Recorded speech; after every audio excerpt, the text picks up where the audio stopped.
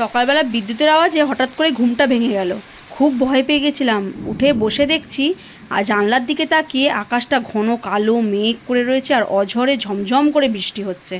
আর এটা দেখে না ভীষণ ভালো লাগছে, কারণ ইদানিং যা গরম পড়েছিল, বৃষ্টিটা না হলেই নয়। অনেক দিন ধরে ওয়েট করছিলাম যে বৃষ্টিটা কখন হবে, বৃষ্টিটা হলে একটু শান্তি পাবো।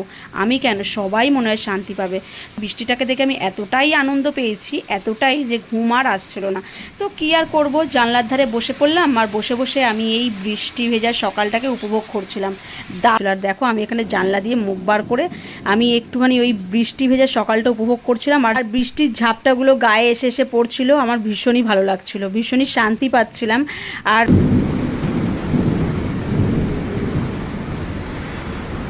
অঝরে এই বৃষ্টি, মেঘলা আকাশ আর মেঘের এই গর্জানি, উফ, সব মিলিয়ে জাস্ট দারুণ একটা ফাটাফাটি ওয়েদার ছিল।